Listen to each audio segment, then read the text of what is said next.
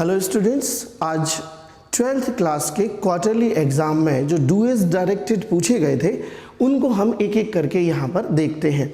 आपका पहला डूएस डायरेक्टेड का क्वेश्चन था ये। इसमें पहला हमें सेंटेंस दिया था दिस इज़ द स्कूल और सेकंड सेंटेंस दिया था माय फादर टीचेस हियर और हमसे कहा गया था combine the sentence using relative clause. इन दोनों सेंटेंस को जोड़ना है हमें और रिलेटिव क्लॉज का यूज़ करना है। तो सबसे पहले हम देख लें कि रिलेटिव क्लॉज क्या होती है। रिलेटिव क्लॉज को ही एडजेक्टिव क्लॉज कहते हैं। रिलेटिव क्लॉज का ही दूसरा नाम एडजेक्टिव क्लॉज होती है। क्लॉज 3 होती है इंग्लिश में, नाउन क्लॉज, एडजेक्टिव क्लॉज और एडवर्ब क्लॉज, और जिसमें हम एडजेक्टिव क्लॉज को रिलेटिव क्लॉज के नाम से भी पुकारते हैं। क्यों पुकारते हैं? क्योंकि जब भी रिलेटिव क्लॉज का निर्माण हमेशा कंजंक्शन से करते हैं। जब कोई कनेक्टर लग जाता है दो सेंटेंसेस के बीच में तो वहाँ क्लॉज का निर्माण हो जाता है।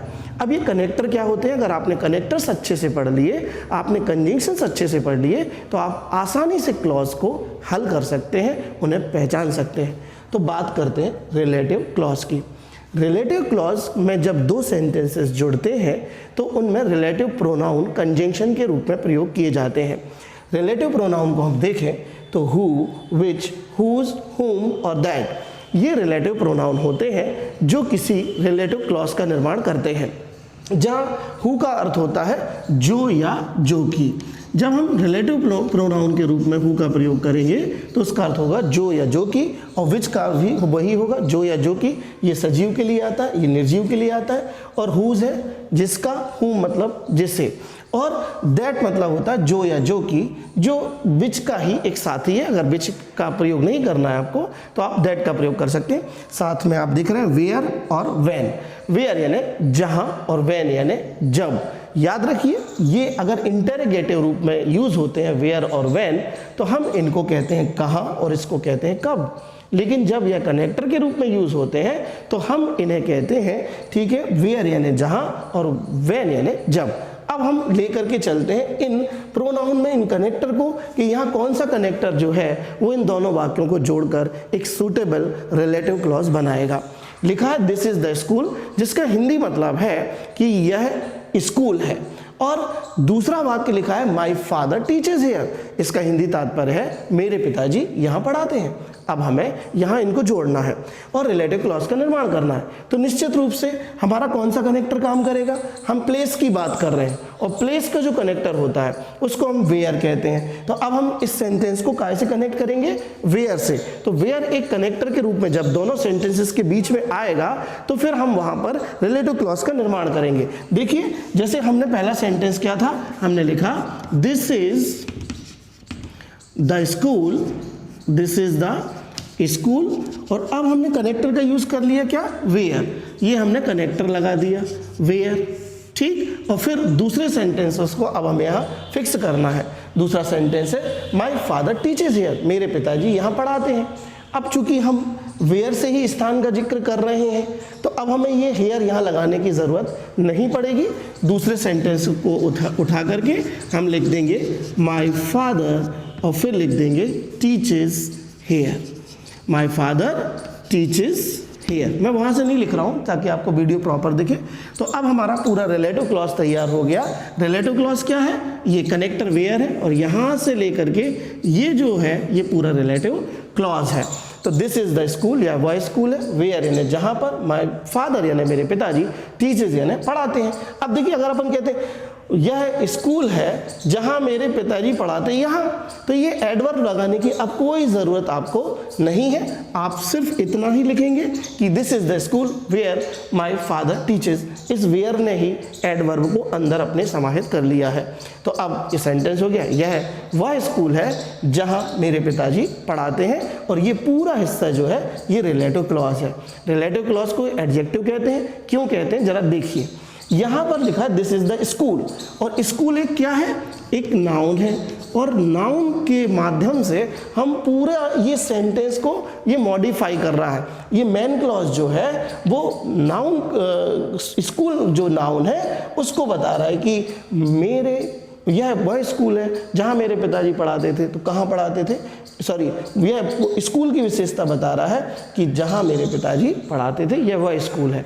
तो इस कारण से इसको पूरे को हम क्या कहेंगे, रिलेटिव क्लॉज कहेंगे। देखिए अधिकतर क्या होता है स्कूल्स में ये बता देते हैं कि रिलेटिव क्लॉज हु और विच से बनती है और दैट से। नहीं, ऐसा नहीं है। हु और विच, दैट, हुज, हुम ये रिलेटिव प्रोनाउन है, ये रिलेटिव क्लॉज का निर्माण जरूर करते हैं, लेकिन रिलेटिव क्लॉज का मतलब एडजेक्टिव क्लॉज होता है। तो हमें वो क्लॉज जो एडजेक्टिव की तरह व्यवहार करे वैसा कनेक्टर जोड़कर हम उसका निर्माण करते हैं। Thank you. ये आपका दूसरा सेंटेंस था और इस सेंटेंस में आपको क्या करना है ये लिखा गया है, इसमें डायरेक्टेड किया गया है, rewrite the sentence using as soon as, यानी अब हमें इस सेंटेंस में एज सुन एज का प्रयोग करना है। तो अब हम कंजंक्शन एज सुन एज को लगाते हैं। देखिए कैसे लगाना है। जब भी आपको एज सुन एज लगाना हो तो आप दो चीज़ों को पहले सेंटेंस में मार्क कर लीजिए, नो सूनर कहाँ पर है और देन कहाँ पर है। जब ये दोनों चीज़ें मार्क हो जाए तो आपको क्या करना है कि नो सूनर की जगह पर आपको एज सुन एज का प्रयोग कर देना है और इस देन की जगह पर आपको एक कॉमा का प्रयोग कर देना है। इतना काम आपको करना है।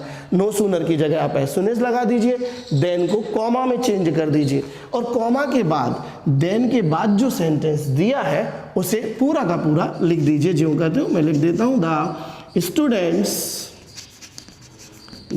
Students go to their classes, the students go to और फिर आ जाएगा there classes.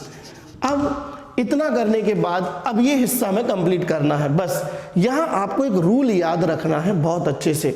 As soon as और नो सूनर देन, इन दोनों कंजंक्शन का हिंदी अर्थ होता है जैसे ही और वैसे ही। बस इनकी जो स्ट्रक्चरल फॉर्म है वो थोड़े से अलग होते हैं। जब भी किसी सेंटेंस में नो सूनर का यूज होता है तो उसके बाद तुरंत हेल्पिंग वर्ब रखी जाती है, लेकिन अगर एज सुन एज का प्रयोग होता है तो यह हेल्पिंग वर्ब हट जाती है। बस आपको इतना याद रखना है कि नो सूनर जो है वो डरपोक है, अपने साथ हेल्पिंग वर्ब लेकर चलता है, और एज सुन एज जो है वो बहुत ही ब्रेव है, बहुत ही साहसी है और उसे किसी हेल्पिंग वर्ब की जरूरत नहीं है। तो हम यहाँ से डस को क्या करेंगे, हटा देंगे और फिर क्या लिखेंगे, दा, और दा लिख करके हमने लिखा पियोन। अब देखिए मजे की बात, अंग्रेजी में दो सहायक क्रियाओं के आने और जाने का असर पूरे सेंटेंस मेन वर्ब पर पड़ता है और वो सहायक क्रियाएं हैं डज और डिड। इसलिए कभी भी आप डज और डिड इनको निकालें या लगाएं तो आप ध्यान दीजिए, अगर डज जाता है तो वह अपना एस वर्ब को वापस दे जाता है। तो यहाँ वर्ब क्या है, रिंग, तो हमने यहाँ पर क्या लिख दिया, रिंग्स, ठीक। और फिर हमने यहाँ पर दा लगा करके जो भी लिखा था वेल वो लिख दिया और हमारा सेंटेंस हो गया, ठीक। As soon as the peon rings the bell, comma the students go to their classes, जैसे ही चपरासी घंटी बजाता है, ठीक है, स्टूडेंट्स अपनी अपनी क्लासेस में चले जाते हैं, ठीक है। तो हम यहाँ पर एज सुन एज इस तरह से लगाते हैं। ध्यान रखिएगा बोर्ड की परीक्षाओं में नो सूनर की जगह एज सुन एज जब भी आएगा तो आपको यहाँ डज और डिड ही दिया जाएगा ताकि आप इसको लगाने में गलती कर दो, ठीक है। तो आप इस पे थोड़ा सा ध्यान देकर ये काम करें। तीसरा सेंटेंस है वो ये है, third sentence, I don't know. आपको सेंटेंस दिया है आई डोंट नो और इसके बाद लिखा है Who made this mistake? Who made this mistake? चलिए अब इसमें क्या डायरेक्टेड किया गया है, इसमें कहा गया है कि आप इस अंडरलाइंड जो क्लॉज है, underline, identify the underlined clause. जो अंडरलाइंड क्लॉज है, ये सेंटेंस है, ये मेन क्लॉज है और ये सबऑर्डिनेट क्लॉज है। अब कहा गया कि अंडरलाइंड क्लॉज को आइडेंटिफाई करिए, यानी इसका नाम बताइए। देखिए बोर्ड क्या करता है, आपके साथ पूरी जो भी मतलब क्या कहते हैं स्किल्स होती हैं उनको आपके चेक करता है, इसलिए वो आपको 25,000 का लैपटॉप भी देता है। तो आपको बहुत फूंक फूंक कर कदम रखना है। ठीक है, क्या करना है देखिए, इन्होंने ये सेंटेंस इसलिए दिया क्योंकि अधिकतर most of the students know that कि जो हु है, जो विच है, वो रिलेटिव क्लॉज का निर्माण करते हैं और हम जल्दी से हु को देख करके रिलेटिव क्लॉज रख देंगे। नहीं, ऐसा नहीं करना है। ऐसा इसलिए नहीं करना है क्योंकि हमें रिलेटिव क्लॉज को पहचानना है, हमें एडजेक्टिव क्लॉज को पहचानना है, एडवर्ब क्लॉज को पहचानना, नाउन। हम नाउन क्लॉज, एडवर्ब क्लॉज और एडजेक्टिव क्लॉज तीनों को यदि अच्छे से पहचानना चाहें तो हमें उनके गुण भी देखना पड़ेंगे कि नाउन क्लॉज क्या होती है, एडजेक्टिव क्लॉज क्या होती है और एडवर्ब क्लॉज क्या होती है।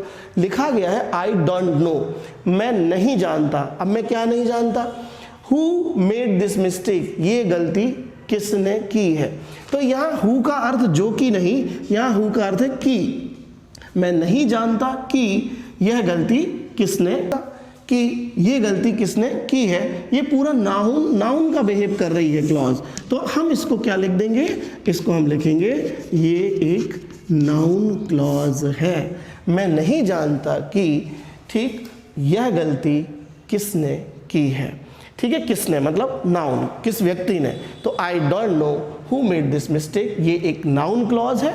और जब जब नाउन क्लॉज आएगी तो अधिकतर आपको कनेक्टर जो है वो दैट मिलेगा, और भी मिल सकते हैं, हु भी, वेयर भी, व्हेन भी, ठीक। लेकिन यहाँ पर वो हमेशा की का अर्थ देगा, जो की का अर्थ नहीं देगा।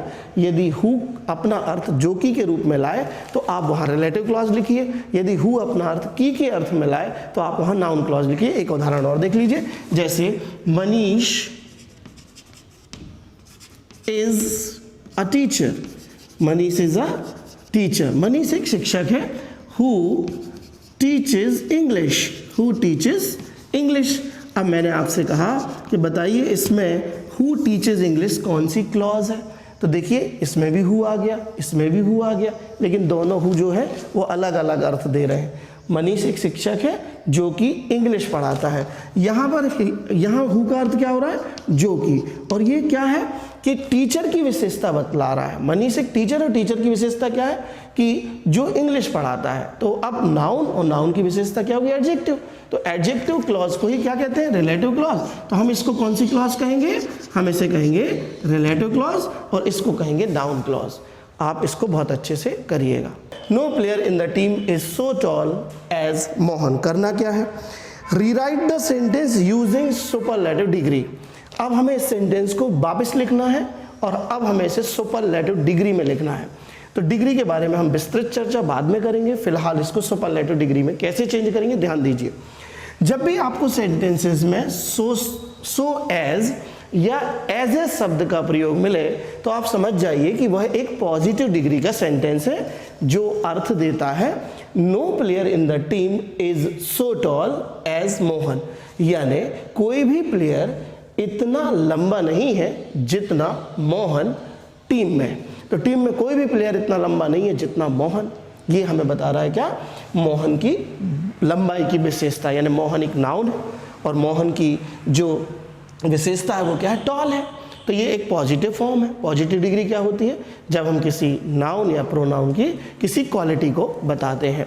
ठीक है, अब हमें इसे सुपरलेटिव करना है। तो क्या करना है देखिए, जो नाउन आपको यहाँ पर दी हो लास्ट में, उस नाउन को उठा करके आप सबसे पहले लिख लेंगे। तो हम लिख देंगे मोहन। ये हमने मोहन लिख दिया। मोहन के बाद अब हमें जो भी हेल्पिंग वर्ब यहाँ पर दी गई है उसको लिख देना है। तो ये आ गया मोहन इज। अब हम जानते हैं कि जो सुपरलेटिव डिग्री होती है उसमें द आर्टिकल का प्रयोग होता है। तो अब हम यहाँ लगा देंगे article the. The article superlative degree की पहचान है। सुपरलेटिव डिग्री में द आर्टिकल आता है, यह द की पहचान है। क्लियर है? अब हमें यहाँ पर एडजेक्टिव लिखना, और एडजेक्टिव है टॉल, और टॉल का सुपरलेटिव फॉर्म होता है टॉलेस्ट। टॉल, टॉलर और टॉलेस्ट। तो अब हम यहाँ लिख देंगे टॉलेस्ट। ये लीजिए, अब हमने यहाँ पर लिख दिया मोहन इज द टॉलेस्ट। अब क्या है यहाँ पर? Common noun. देखिए दो नाउन देखना है आपको। ये जो है ये प्रॉपर नाउन है। कौन सी नाउन है?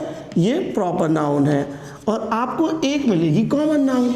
ठीक है, ये कॉमन नाउन है। कॉमन नाउन और प्रॉपर नाउन मतलब व्यक्ति का नाम और स्थानों के नाम को प्रॉपर नाउन कहते हैं।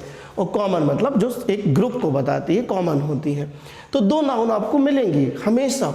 जब भी आप कोई भी पॉजिटिव फॉर्म नो अदर से देखेंगे डिग्री का, उसमें आपको कॉमन और प्रॉपर नाउन मिलेंगे।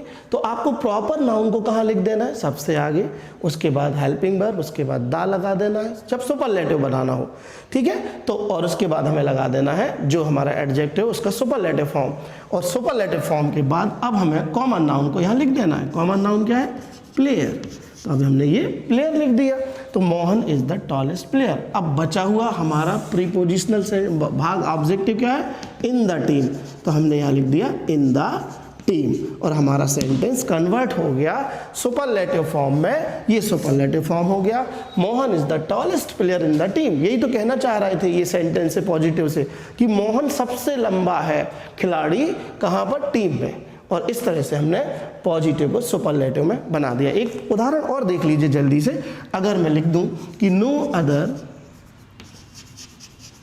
Metal is as precious as gold.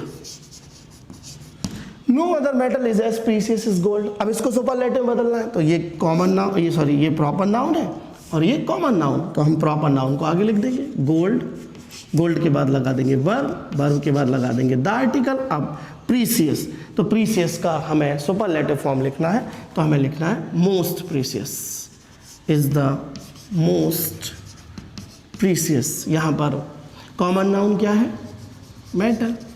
ये लिख दिया हमने, gold is the most precious metal. अब अगर हम इसमें कोई ऑब्जेक्ट पाते हैं तो वो लिख देंगे। अब कोई ऑब्जेक्ट ही नहीं, मैं लिख दूंगा कि इन ऑल मेटल्स, तो आगे जोड़ देंगे इन ऑल मेटल्स, ठीक है। और कुछ भी जुड़ा हो तो वो जोड़ देंगे और फुल स्टॉप लगा देंगे। तो ये हमारा पॉजिटिव से सुपरलेटिव फॉर्म बन गया और हमारा सेंटेंस हो गया gold is the most precious metal, यानी जो सोना है वो सबसे ठीक कीमती धातु है। Thank you. क्वेश्चन नंबर 5 की बात करते हैं। क्वेश्चन नंबर 5 आया था, he does not like T, वह चाय पसंद नहीं करता। He does not like coffee, वह कॉफ़ी पसंद नहीं करता। और इन दोनों सेंटेंसेस को हमें नीदर नॉर से जोड़ना था। अब नीदर नॉर से जब हम जोड़ते हैं सेंटेंसेस को, तो ध्यान दीजिए नीदर नॉर जो है वो एक नेगेटिव कंजंक्शन है।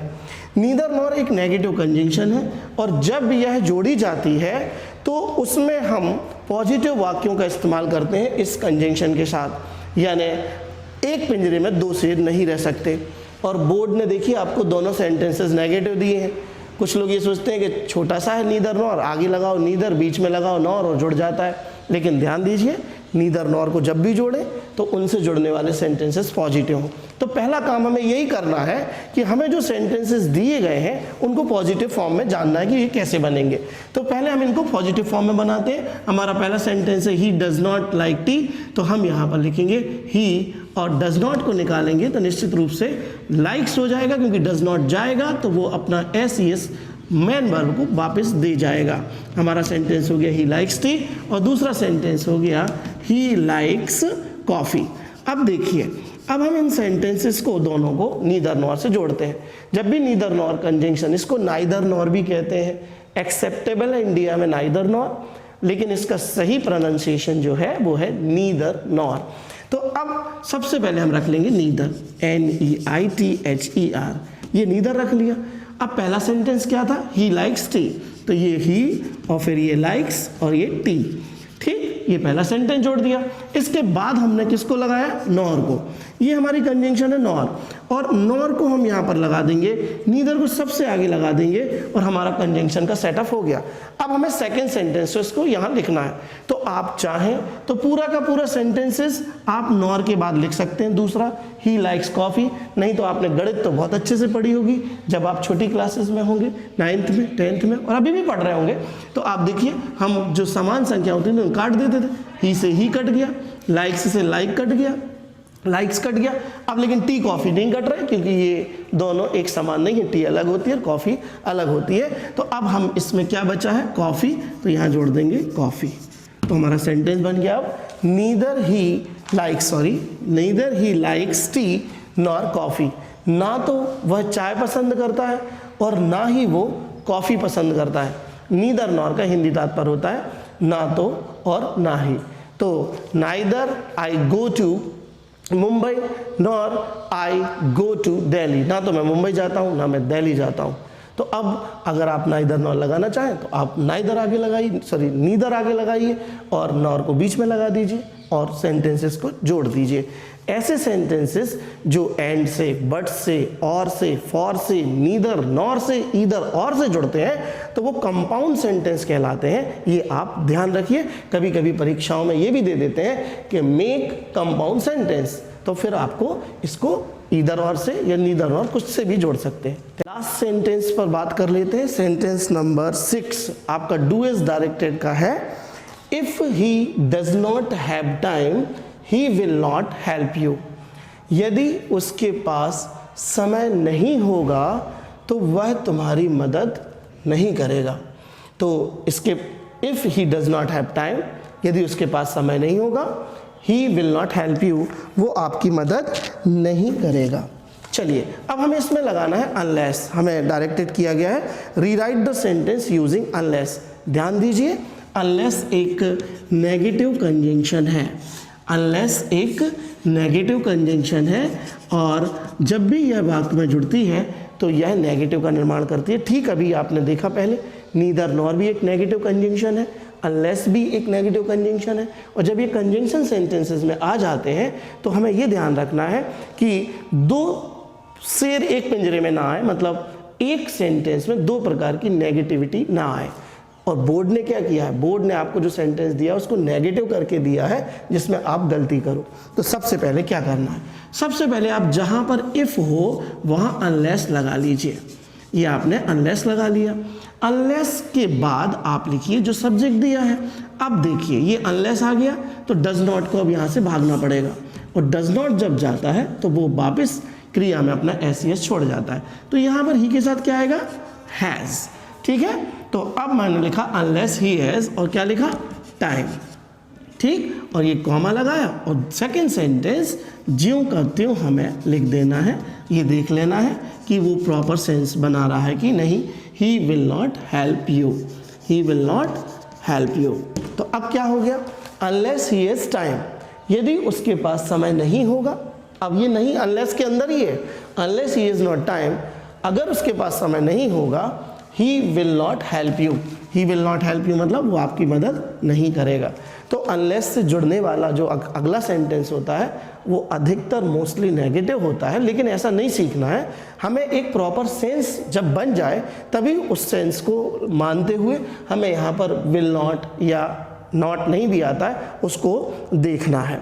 कभी कभी ऐसे शब्दों का प्रयोग इस तरफ होता है कि वो नेगेटिविटी बताते हैं, जैसे यदि तुम पढ़ोगे नहीं तो फेल हो जाओगे। तो if you do not study और आगे लिखा यू विल फेल, तो फिर इसमें अनलेस लगेगा। तो अनलेस यू स्टडी और फिर हमें विल नॉट नहीं करना, ही यू विल फेल ही लिख देना। क्यों, फेल अपने आप में एक नेगेटिव वर्ड है। और इस तरह से हम अनलेस इफ़ की जगह लगा देते हैं। इस कॉमा का भी ध्यान रखें, इसको सेपरेट करें आप, ये दोनों चीज़ें अलग अलग लिखी जाएंगी। Thank you. ये रहा आपका जो 6 डू एज डायरेक्टेड आज क्वार्टरली एग्जाम में आए थे 12th के, उन्हें आप आराम से रजिस्टर में लिख लीजिए। इन्हीं पेपर से आपको बोर्ड परीक्षा में कुछ ना कुछ जरूर आएगा। Thank you to all of you. Good night.